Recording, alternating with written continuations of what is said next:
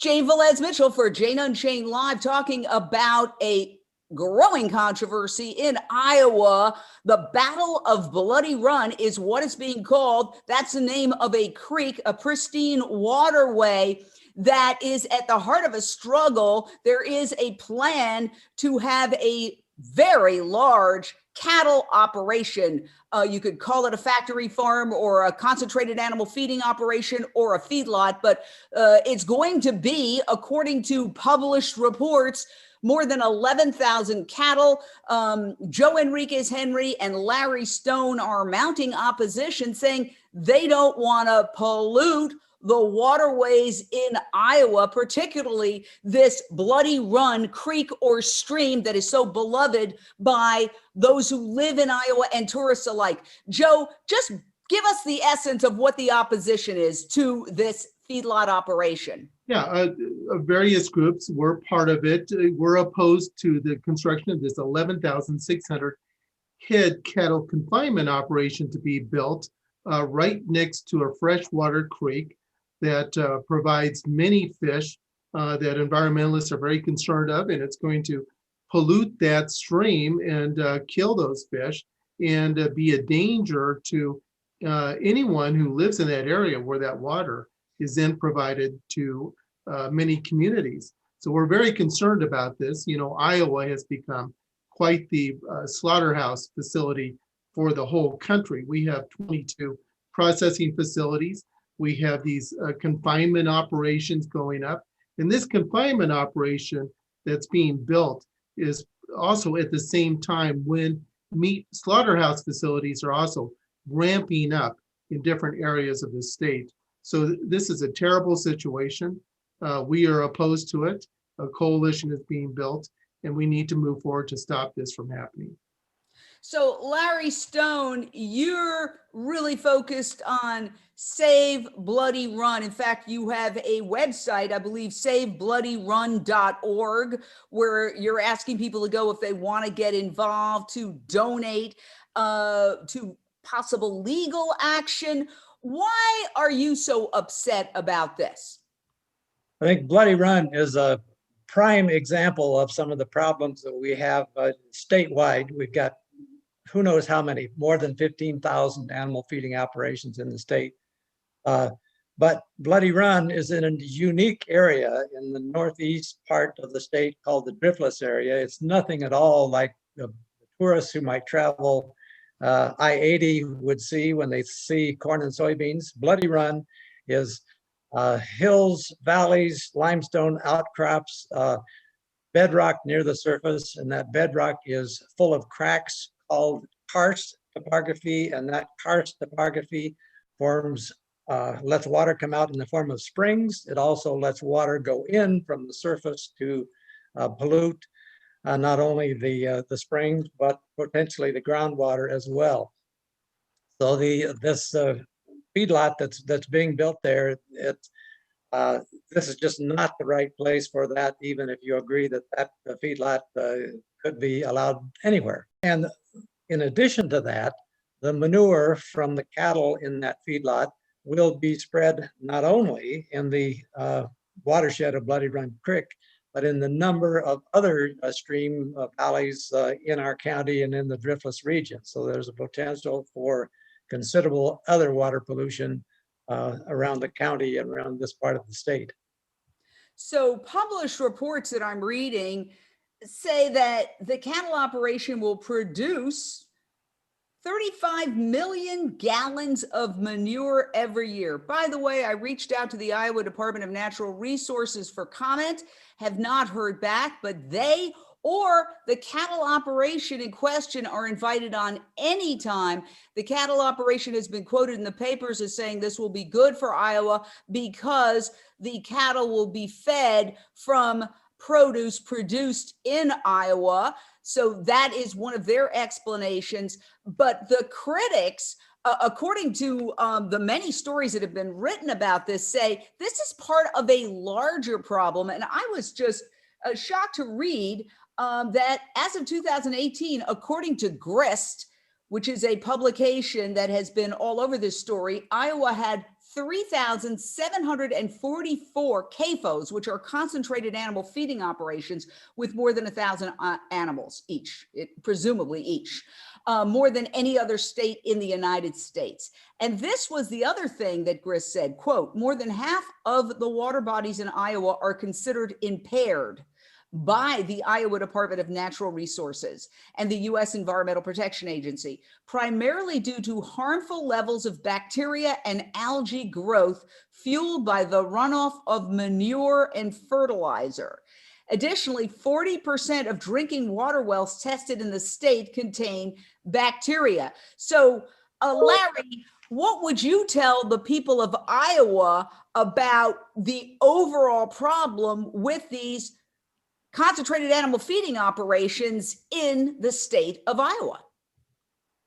Well, we have a problem, in my opinion, that our laws and our regulations are just too lax, need some tightening up by our legislature. Iowa is an agricultural state, no question about that. I was born on a farm, raised on a farm, raised cattle on a farm, but at a different scale than we're seeing now. And the concentrations of those animals with not very many, or not as strict regulations as there should be, and is just a major problem. In this specific case, the Department of Natural Resources has calculated a whole lot less fertilizer, nutrients, they call it, to be applied than we are convinced will be applied from the number of cattle and the amount of nitrogen and phosphorus and other nutrients in that manure. Manure is a good fertilizer, contains nutrients, but just in excess, it's going to cause huge problems, and we need to deal with that.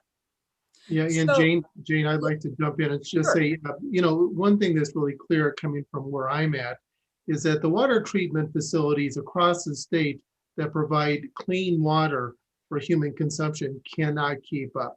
In central Iowa, we have over 500,000 people that are being served by the Des Moines water treatment plant here in central Iowa, and they're having to spend another $50 million to enhance their system because of all the nitrates and phosphates that are pouring into streams and rivers across the state due to this humongous desire by these corporations to place profits before people, before animals, and the environment.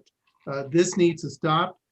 This is not serving anyone's needs other than big corporations. And once again, we do invite the Department of Natural Resources and the industry in general and the companies in particular that are involved with this on any time on Jane Unchained. We'd love to dialogue with you. Now, getting back to the Grist article, which has really taken a deep dive, they quote Michael Schmidt, a staff attorney for the Iowa Environmental Council, as saying multiple outstanding Iowa waters and watersheds could be polluted as a result of this facility. And in a general sense, this article says more than half of the water bodies in Iowa are considered impaired by the Iowa Department of Natural Resources. And he goes on to say, even though Iowa is known for having a lot of livestock and being an agricultural state, we still have some great resources that need to be protected. The approval of this puts several of those great resources at risk. So what are you, Larry, asking the people of Iowa to do? I know you've started this SaveBloodyRun.org. That's where people can go and donate. What is your plan in your effort to stop this? And what would you urge the people of Iowa to do? Just to become more informed and realize what the impacts of the CAFOs are in the state. We are going to try to do our part by potentially filing a lawsuit against the Iowa Department of Natural Resources. That's not determined for sure, but we argue that they have not followed their own regulations or the state laws, which I said before are quite lenient. And we think that we would potentially file a lawsuit to ask them to follow their own rules and regulations and tighten them up. And we would hope to get public support.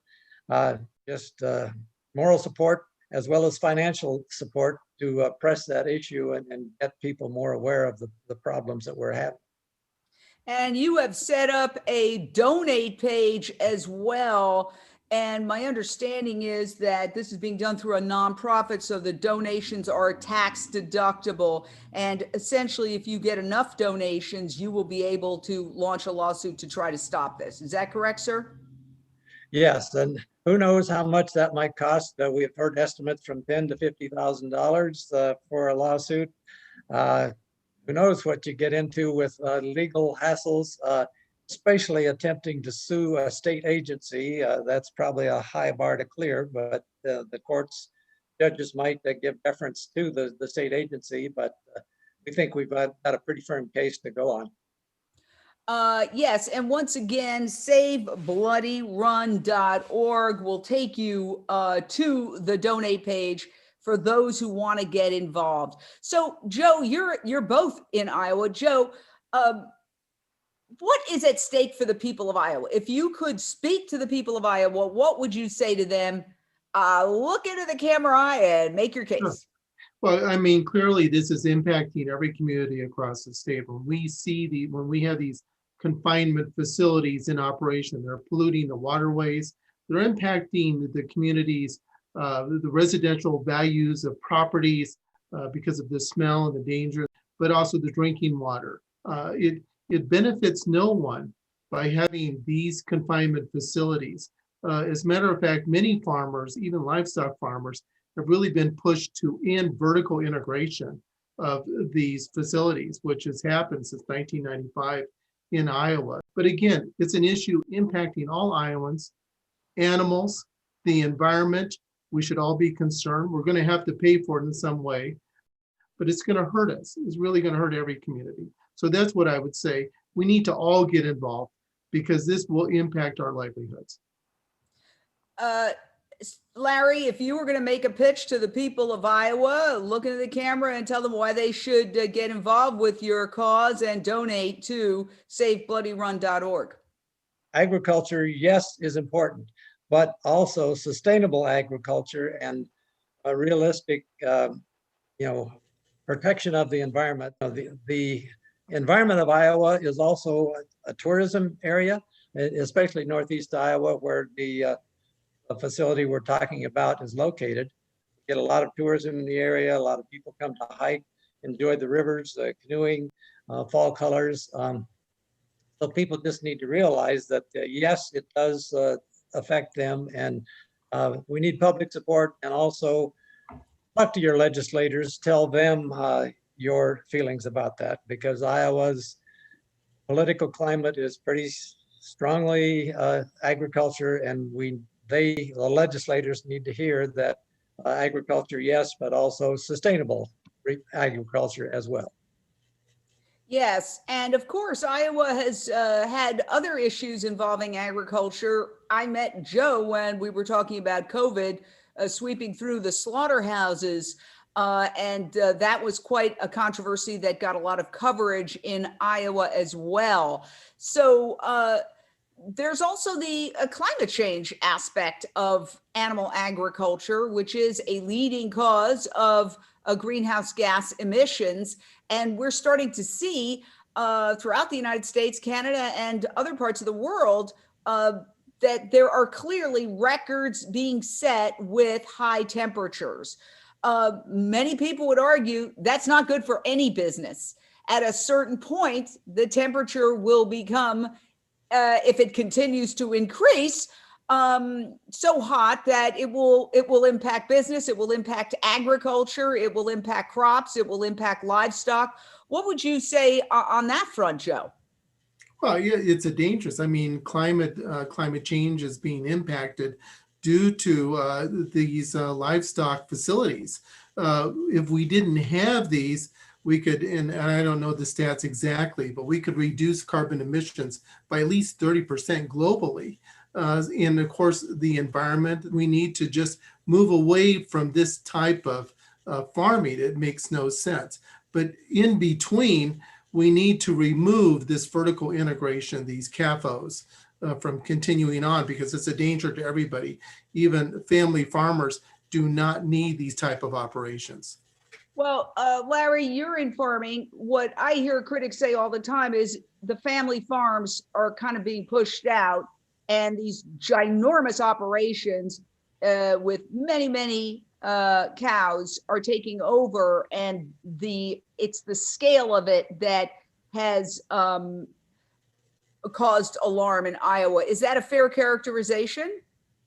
I think so, and I'll be the first to say that small family farms like the one where I grew up were not innocent as far as the pollutants getting into the streams, but the scale is just incredible now with the number of animals that we have, the livestock we have in Iowa. I think there's a number, and maybe Joe, you remember this. It's been calculated that Iowa's real population with livestock might be the equivalent of a couple 100 million people compared to our 3 million people. The amount of Actually waste. have the stats right in front of me. According to the University of Iowa researcher Chris Jones, in 2019, he tallied how much waste in the form of nitrogen, phosphorus, and total solids is produced in Iowa. He applied waste from the estimated animal operations in Iowa in 2019 and created a comparison to what the equivalent sized human population would generate. Iowa hogs, equivalent to 83 million people. Dairy cattle, equivalent to 8.6 million people.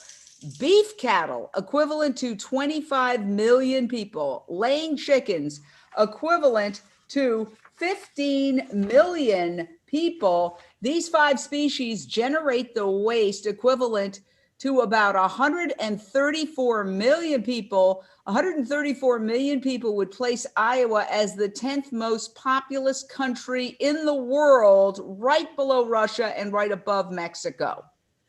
So that says a lot. Because obviously animals produce a lot more manure than humans.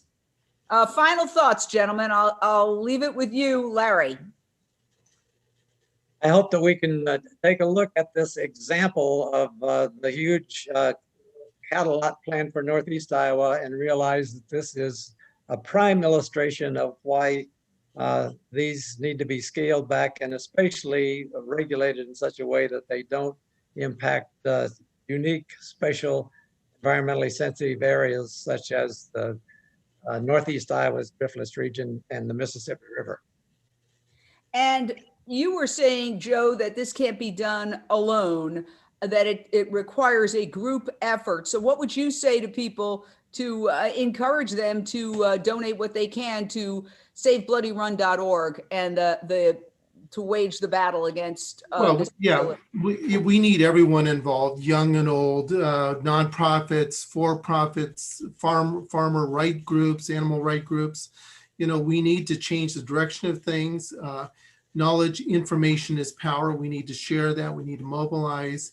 We need to really get on the airwaves to amplify our voice, talking about the danger to water, to humans, and of course to animals, to the environment. So it's going to take a broad coalition to do this, but I'm confident that we can do this. But we need to move forward, build those coalitions, get involved with this fight. This fight will be a way in which we can then amplify that fight nationwide. So I'm glad to be part of it. All right. Thank you so much, gentlemen, for taking the time. Again, the website is SaveBloodyRun.org. And my understanding is any donations are tax deductible. It's going through a nonprofit, correct, Larry? Yes, that's the way you have it set up. Yeah. Thank you, Jane. Thank you. Bye. Thank you.